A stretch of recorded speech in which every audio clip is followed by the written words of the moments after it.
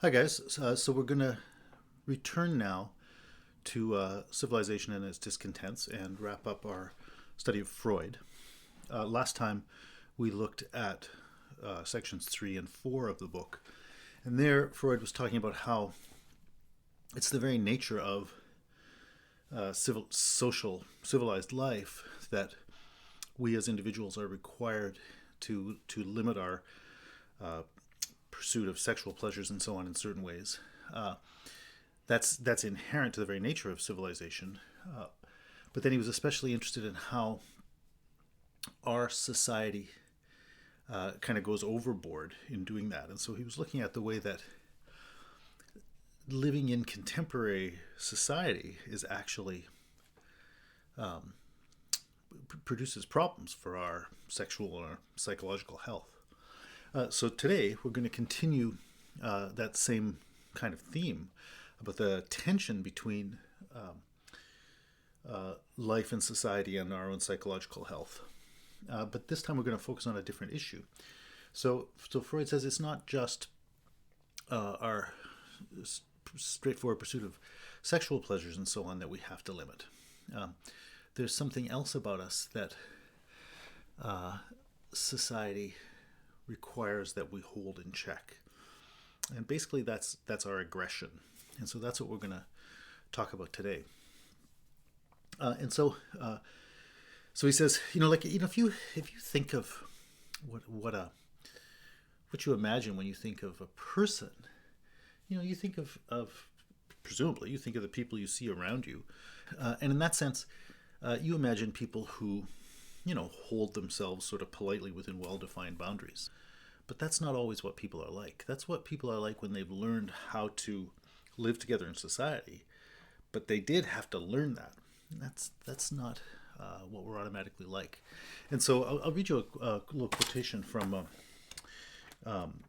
chapter 5. He says on page 85, people are not gentle beings in need of love who at most can defend themselves if attacked. Rather, we must also recognize among our drive impulses a powerful tendency for aggression. So the basic thing he wants to say here is that people are aggressive and so on. That's not just a reflection of them being bad or distorted or something. Aggression is something that comes naturally to us, and so again to bring that out, I want to go back and just think about a little child, which is what we've been doing all along, right? So I think about my own son.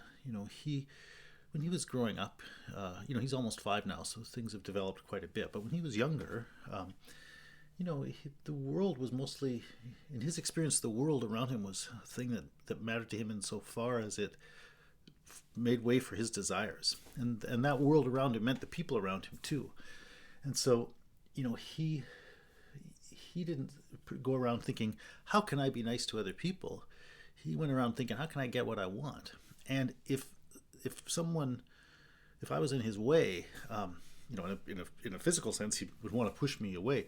If I'm saying no to him, or if I'm inhibiting him in some other way, he's going to get mad at me. And so for him, for little children, getting aggressive is part of their sort of automatic vocabulary, for lack of a better word. And it's even more than just that. It's even more than just responding angrily when I get in his way. Like little kids also might take the opportunity to be mean to little brother or little sister, or to the cat or something like that. They can take those things, other little children or pets, to be sort of interesting playthings, and they can find it sort of interesting to be mean to them, see what kind of reaction they get, and so on. Right? And so I just want to think of those very simple things, which surely anyone who's dealt with a small child has recognized. Just to bring up this idea that aggression is gonna come out of people kind of automatically.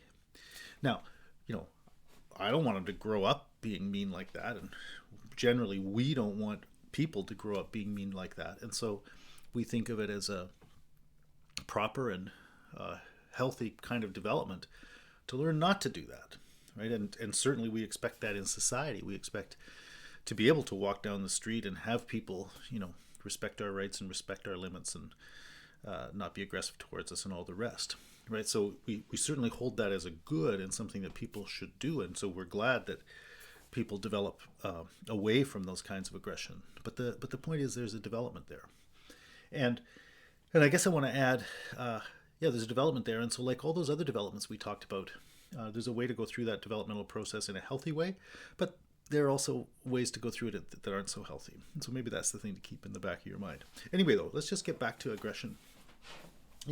It's not just in little kids. Like Freud also says, like if you just look around the human world, it's obvious that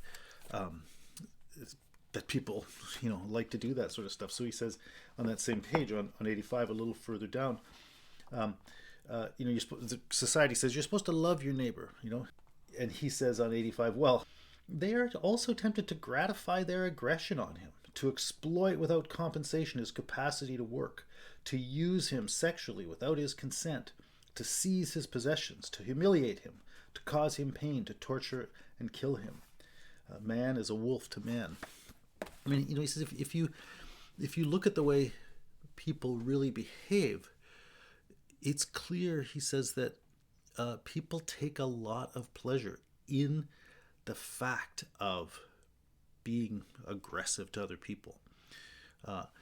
And again, as I say, like we might want that to stop. That's fine. But his point is, you want it to stop partially because it's the thing people would do. So that's what section 5 is about. He's bringing out that idea that aggression is something that comes naturally to us. And in that sense, it's a real source of pleasure. It's a thing we want to do. And in fact, let me add one more thing. Like he says at the end of the chapter, like this, we're talking about civilization. And he says, civilization is about bringing people together.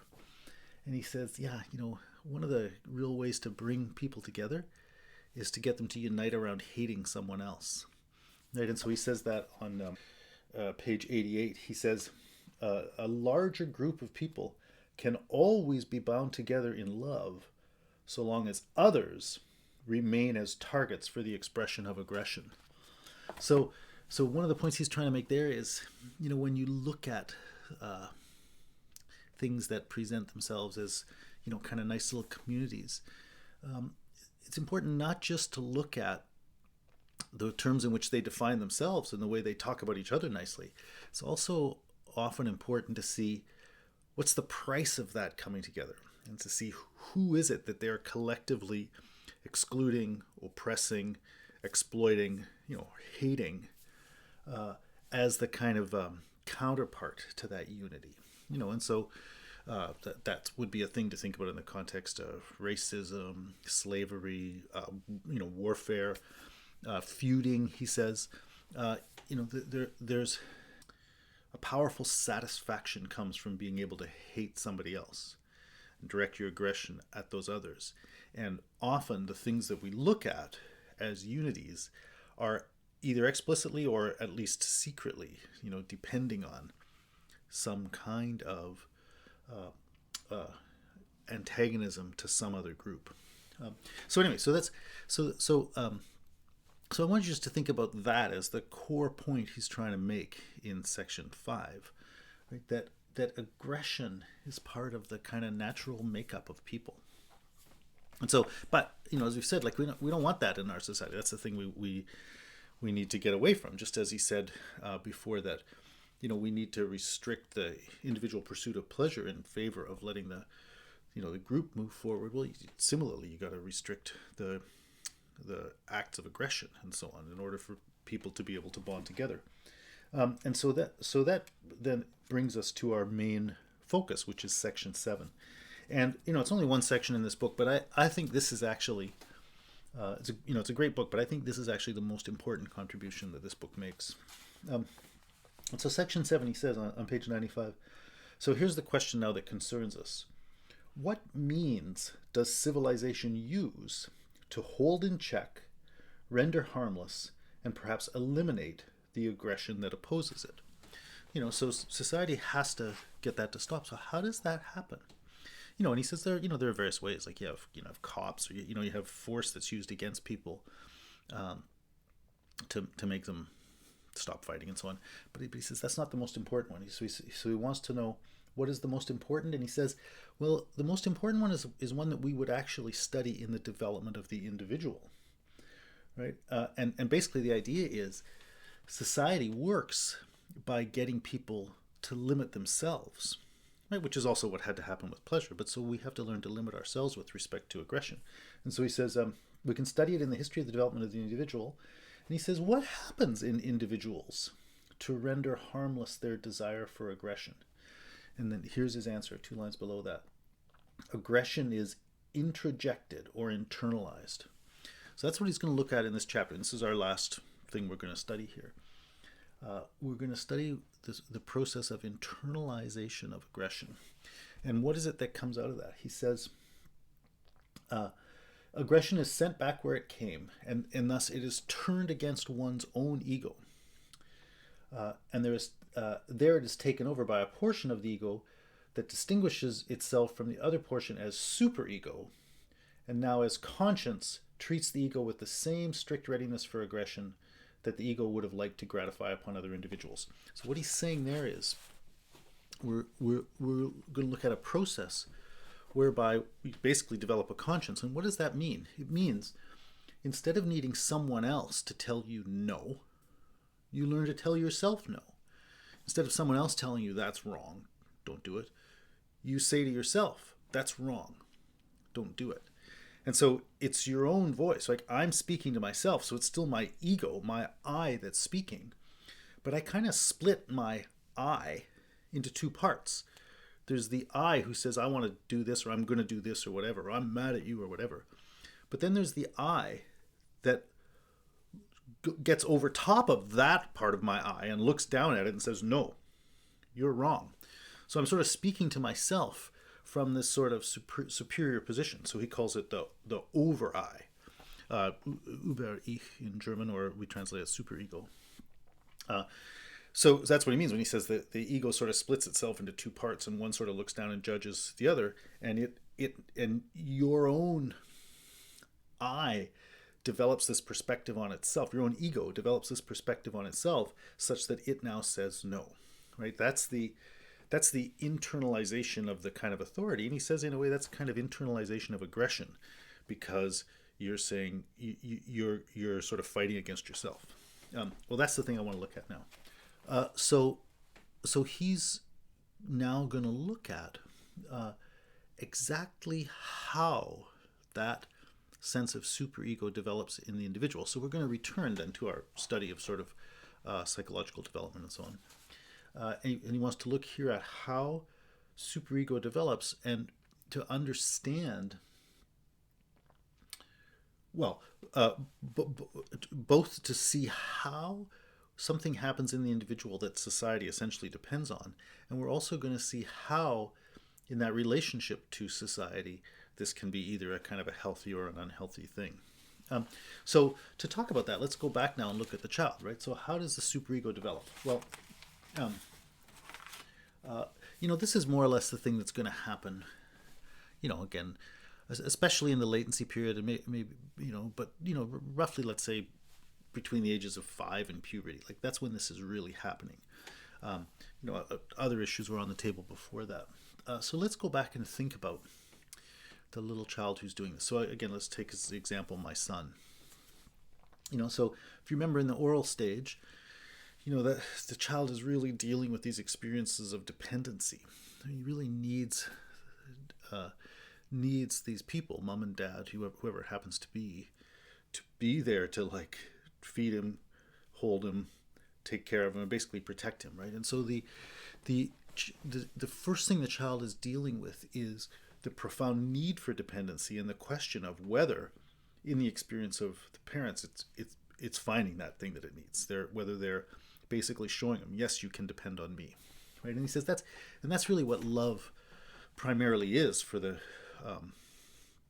little child. Yeah, a child loves his parents. The parents love the child. What does that really mean? Well, in the experience of the 1-year-old, that means dwelling in that profound experience of being able to depend on you, mom, dad.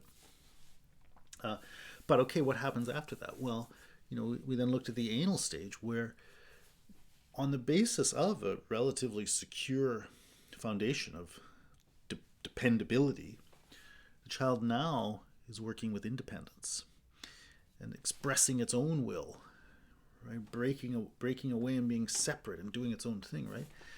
Question of whether it's going to be obedient or disobedient. Well, that's when anger really starts to show itself, anger and aggression.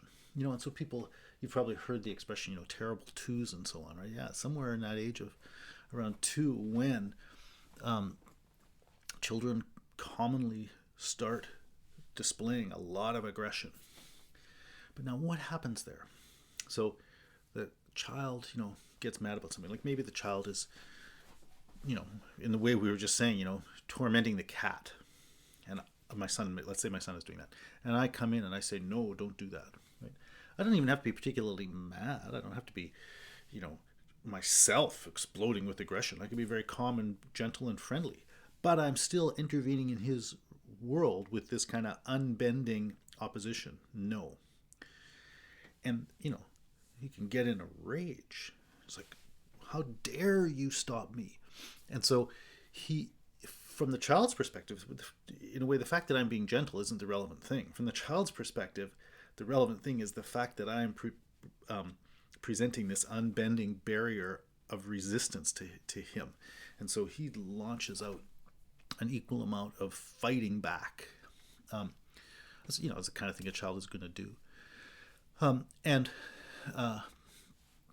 So what's happening there? What's he fighting against? He's sending destructive energy at me, at that very reality that he depends on.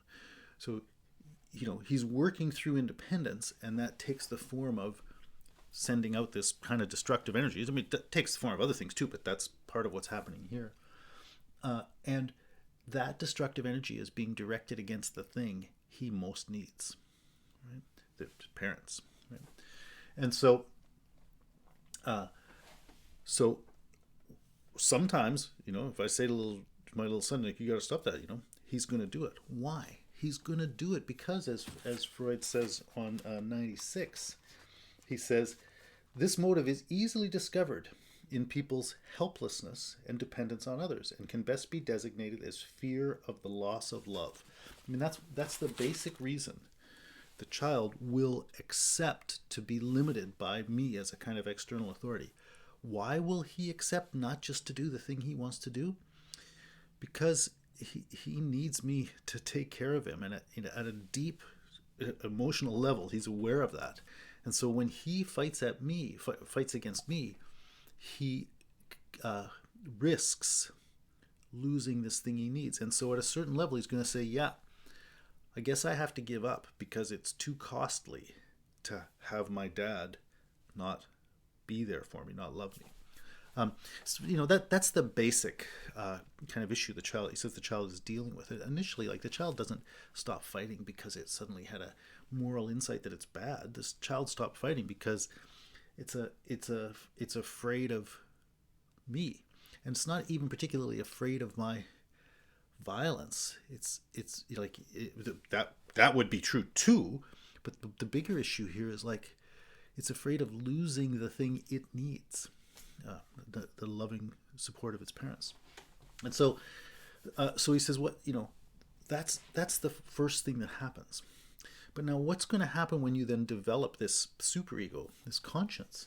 Well, basically, what's going to happen from those initial sort of aggressive bouts at the age of 2 up to the point at, let's say, the age of 5, when the child really starts demonstrating that he or she or they have become sort of moral, a self-regulating being with respect to those things. What's happened in that period is they have basically, he says, internalize the voice of the father.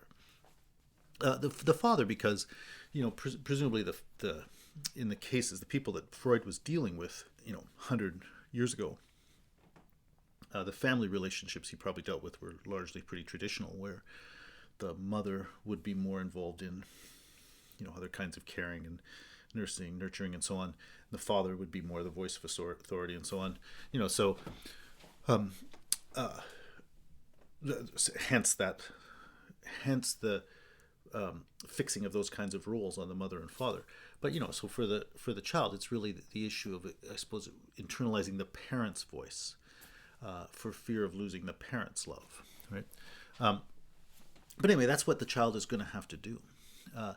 And so the child is learning basically to say to, I'll just stick with my son, to say to himself, don't do that, it's wrong. Right? The same thing that I might have said to him, he now has to say to himself. So far that's all, well and good. I mean, that is basically the process of the development of the superego, of the moral consciousness, right? That has to happen. But now Freud, this is the place where now Freud really makes his particularly powerful and insightful contribution to this.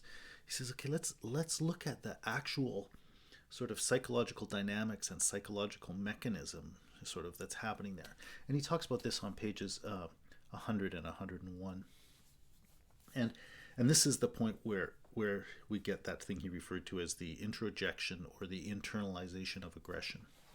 So he says, what happens here is, that child is really, really aggressive, really explosive.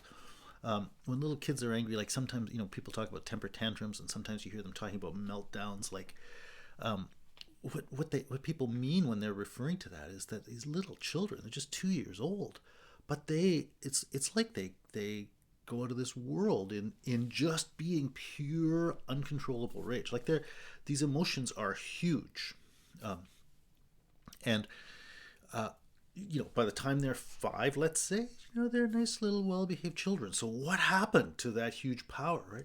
Well, he says, when the dad or whoever it is, intervenes to try to stop what the child is doing, like that's when all this aggression really comes pouring out, right?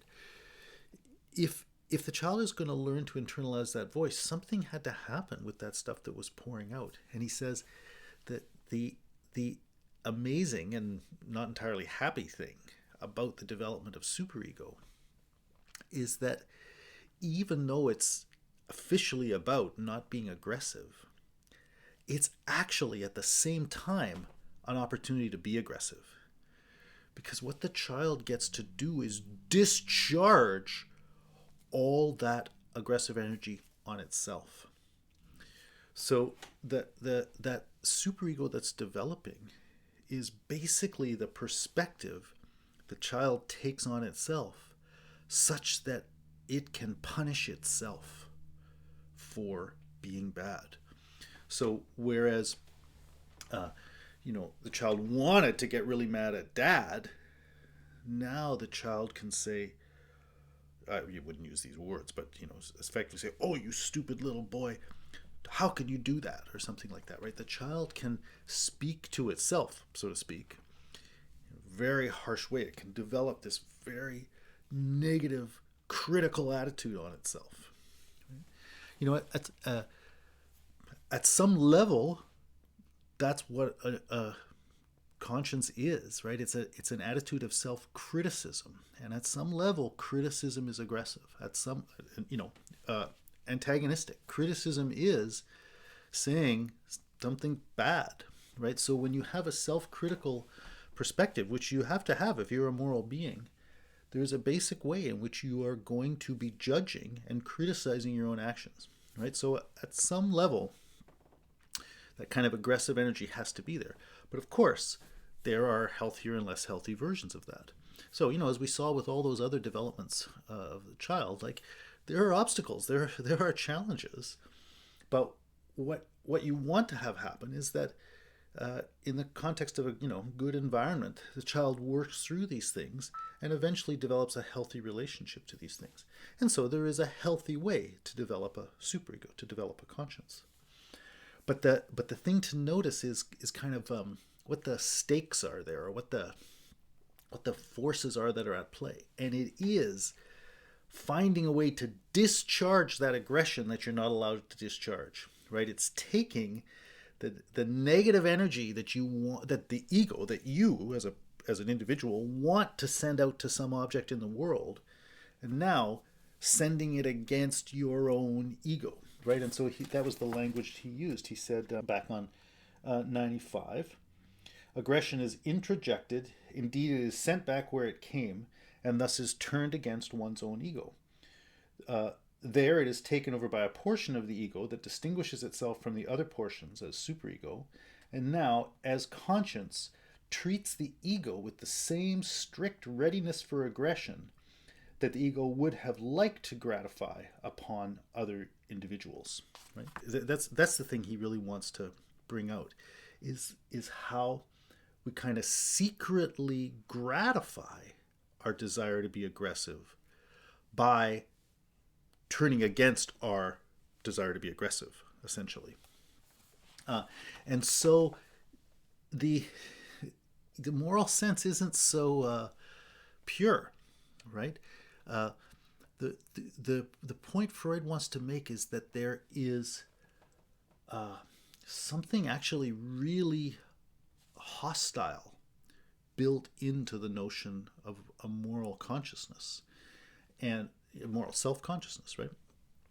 And therefore, in that domain of conscience, there is a real possibility for psychological ill health, right? For using morality as an opportunity to be really unhealthily kind of self-hating, where that actually is giving you an outlet for your desire to be hating. So in fact, maybe it's this, maybe your parents really demand of you that you be a good girl or that you be a good boy. And like they're really, in that sense, they're really negative towards you, always telling you the things you're doing aren't good enough or whatever.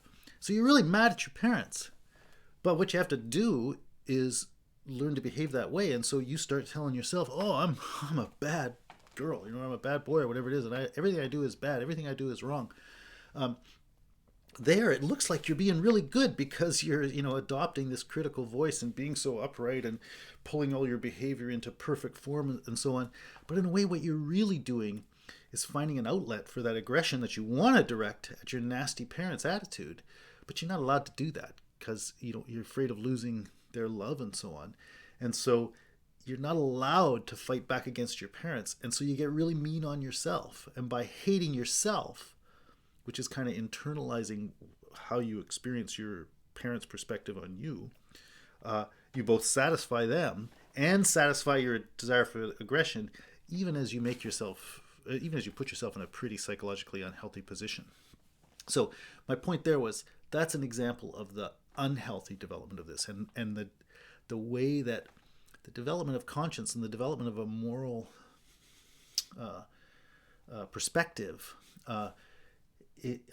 though there is a healthy way to do that, has pretty unhealthy side to it, or possibilities built into it.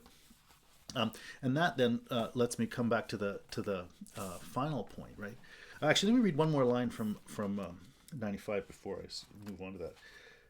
I just want to read that last line. He says, after what I read before, he says, the tension between the strict superego and the ego, the strict superego and the ego, which is subject to it, we call the sense of guilt, and it expresses itself as a need for punishment, right? So that's, you can have this view about yourself that I should be punished, right? And that's where that really sort of unhealthy side is coming out.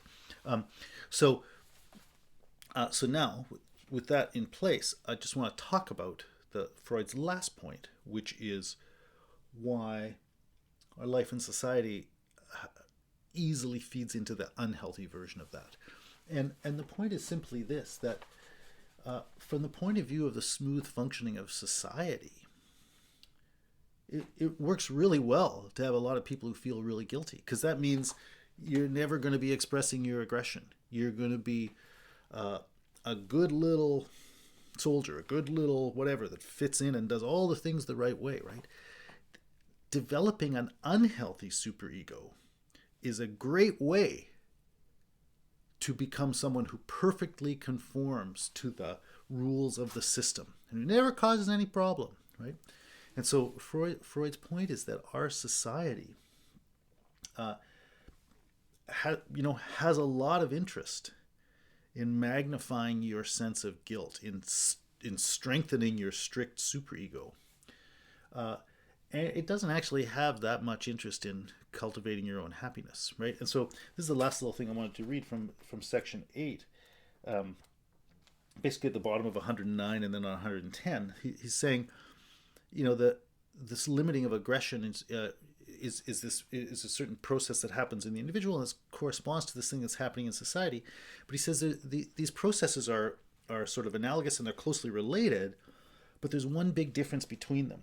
And so he says at the bottom of 109, in the developmental process of the individual, the program of the pleasure principle, which means finding gratification, happiness, and so on, is retained as the main goal. Like at a basic level, that for people, that's always an issue. Like, how am I going to be happy?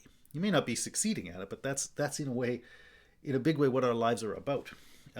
So, of course, integration in or adaptation to a human community appears as a thing that we got to do, but that's in the context of a larger desire to be happy, in the context of the individual. But then he says about 10 lines down from there, but it is different with the cultural process. Here, the goal of creating a unity out of human individuals is the most important thing by far. And the goal of producing happiness still exists, it is true, but it's pushed into the background. Indeed, it almost seems as if the creation of a great human community would succeed best if there were no need to attend to the happiness of the individual.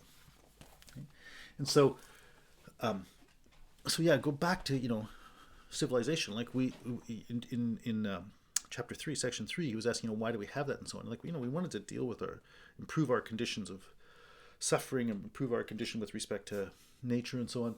But the point he's been making all along is that this thing that we introduced, civilization, the human community, as a way to make our lives better, brings with it its own problems. And so it's not just a thing that makes our life better, it introduces its own brand new ways of making our life worse. Well, in the sections 3 and 4, when we were looking at that, he was emphasizing the way that civilization requires us to limit our, sexual lives and that kind of pursuit of pleasure and so on. And that's at some level that's just a necessary cost for social life, and it's what you're going to have to do. It makes sense, but it can be pushed way too far. And the thing he's analyzing and criticizing in contemporary society is the way that our society has built itself around a restriction of sexual life that does not seem justified by the inherent needs of society, and instead unnecessarily makes a lot of people very unhappy. And he's saying something quite similar here, maybe even more extreme, which is that society wants to make you basically hate yourself, right? Or wants to make you is too strong an expression, but the sort of inherent logic of society is such that it's always going to meet its goals better by having individuals who conform and who have a super strict conscience.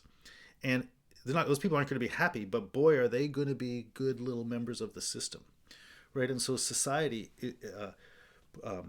has a kind of natural tendency to push people into this particularly unhealthy situation with respect to their own attitude towards their drives and desires. And then the last thing I want to say about that is these two things come together. That at the end of section 4 and the end here of basically this is section 8, but I'm talking about the stuff in section 7 about the superego. That that strict conscience and the limiting of sexuality work really well together when you develop a kind of puritanical attitude towards sex, right? Remember, he said, our society, it's almost as if our society doesn't like sex, right? He says on page 80, remember the end of section 4, he says, it does not like sexuality as an independent source of pleasure. Yeah, I mean, that's, if you can get people to live in accordance with a cultural idea that says sex is actually a bad thing and you shouldn't go for that kind of thing, that really works well for this sort of for producing the social machine. It makes people unhappy, partially because they don't get their sexual pleasures and so on, but also because it's building into you this way of being really aggressive towards yourself, right? So the puritanical ideal, when you incorporate that as the moral voice that you're speaking from, is one where you basically hate yourself for having sexual desires at all, right? And that, he's saying, is really kind of what we have produced in contemporary society. So we'll leave it there. And we're going to move on now to look at another big 20th century philosophical movement, existentialism. And we're going to particularly look at this theme of how sexuality is portrayed in our social life. So we'll move on to that now.